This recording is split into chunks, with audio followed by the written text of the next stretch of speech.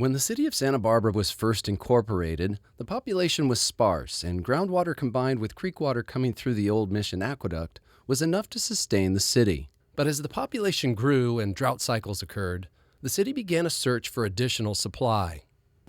Looking north, they identified the San Ynez River as a potential source of water. But in 1904, they let a contract.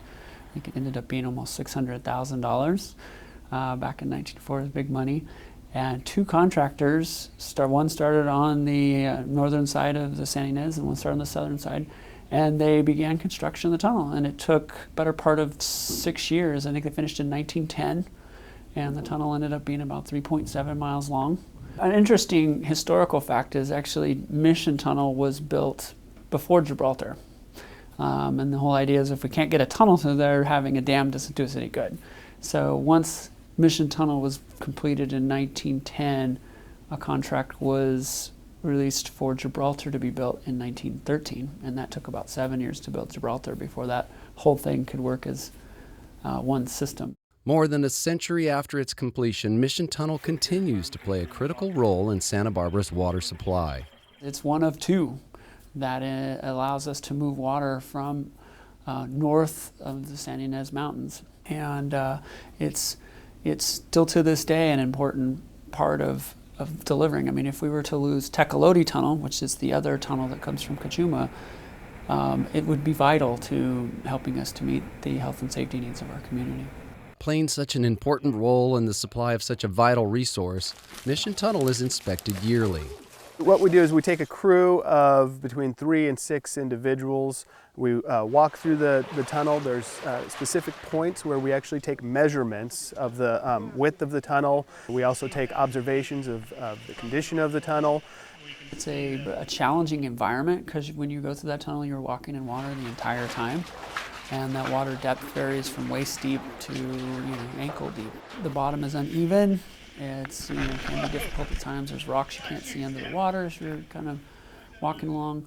It's actually interesting. So we start off with a very formed architectural arch that supports the tunnel, and then we start breaking into pieces where it's just natural cave.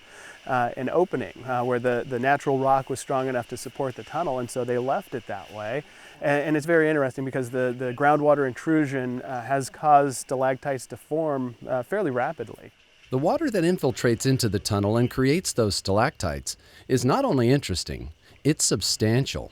We get probably about 500 gallons per minute of groundwater that continuously flows into the tunnel and is continuously fed down to Laurel Reservoir. And it can increase up to about 1 million gallons per day, depending on if we have heavy rains or not. I like to tell people it's like a horizontal well. Instead of going straight down into the ground like typical groundwater, this one goes through the mountain, and basically water that's trickling down through cracks in the rock will find their way into the tunnel. The geology of the Santa Ynez Mountains that the tunnel goes through has many faults and fissures, which can cause problems when there's movement. So that's a vulnerability to the tunnel that we've had over the years. We've had a few collapses. I think the last one we had was in 92, 93. We had a collapse in the tunnel, and we spent about $1 million repairing that particular section. So that's the area of most concern that we monitor, and we're continuously monitoring to make sure those repairs are holding, and they are. The recent inspection of Mission Tunnel found no significant issues, adding another year to an incredibly long period of successful operation of this historic piece of infrastructure. It's a 3-mile, a very unique 3-mile hike. And I do enjoy kind of going through and reminding myself of the history, how it got put together, and what we see there geologically, and what it does, really, making sure that we can convey that water from the San Ynez River.